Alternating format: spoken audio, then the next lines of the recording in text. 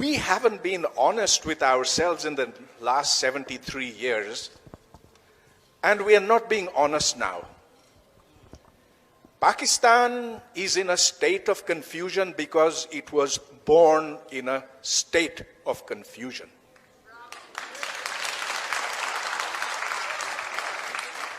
The basis of Pakistan, as articulated by Muhammad Ali Jinnah, was that there are only two nations that live on this subcontinent. They are mutually hostile. They cannot ever live in peace. That was part one. Part two was that Muslims form a nation. Well, the first is, given Narendra Modi's ascent to power, something that we can talk about, that hostility exists between religions, and between Hinduism and Islam there was a particular kind of hostility. So we can talk about that. But the second part is completely nonsensical. If Muslims formed a nation which could live at peace with every part of that nation, we would not have Bangladesh. So Najmuddin Sheikh Sahab, you said you didn't want to address Bangladesh. I want to address it because that is not allowed in our official narrative. All we hear is that it was conspiracies. And there couldn't be a bigger nonsense than that. We mistreated the Bengalis. We thought of them as lesser people. We exploited them, and then we massacred them. Why don't we talk about that? Now, if Muslims could always live in peace together, you would not have the separatist movement in Balochistan, which again nobody is allowed to mention. You would not have Manzoor Pashtun arrested and all the PTM leadership arrested today, and all those who go to their rescue also arrested as they were 2 days ago. This establishment is terrified that there is more than one kind of Muslim in Pakistan. This establishment cannot live with diversity. Now, all this goes back to the idea that somehow if Hindus and Muslims could be separated, then there would be nirvana, there would be utopia. Mr. Jinnah, who we all hold in such great regard, is the founder of Pakistan, but he never was able to put down what that Pakistan was to be.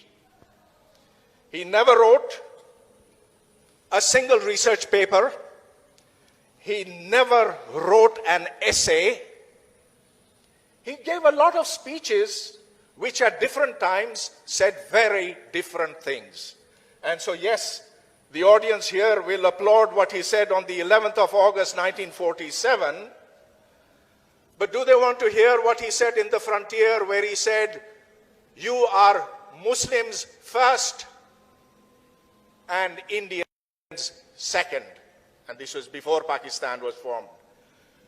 In 1948, here in Karachi, addressing the Bar Council, he said, "This will be a land where Islamic law will be applied."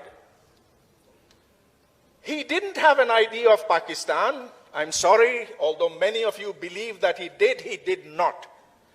In 1945, when he was asked by Maulana Madani, "What will Pakistan be?" he said, "Don't worry about that now. We have plenty of time. When we achieve Pakistan, we'll see what it's going to be." So there was nothing about how you would get rid of Jagirdari. There was absolutely no mention at all. Would Pakistan be a federation or a confederation? Nothing on that. How would Pakistan survive in a world where science and technology is what makes countries strong? He had no plans for that.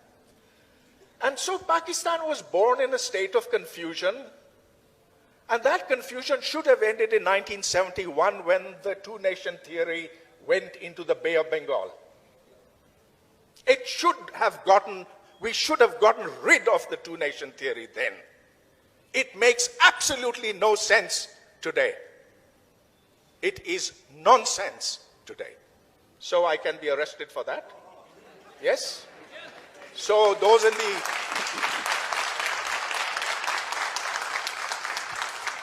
What we need is a Pakistan that is built upon common interests of the people of Pakistan, which must include the Baloch, the Sindhis, the Pathans, the Punjabis, the Gilgitis, Baltistanis, everyone.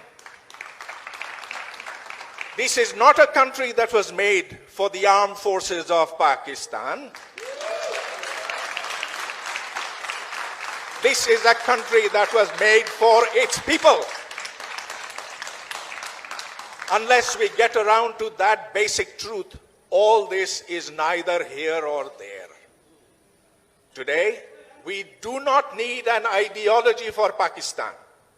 Countries survive without ideologies. Holland has no ideology, nor does Japan. And look at Bangladesh, who were our poor cousins. They're doing so much better than we are. Their foreign exchange reserves are 4 times ours. Their quality of life index is so much better. Why? Because they don't have an ideology, and we do. However, thank you for that wonderful documentary you made. It showed, it's a potpourri.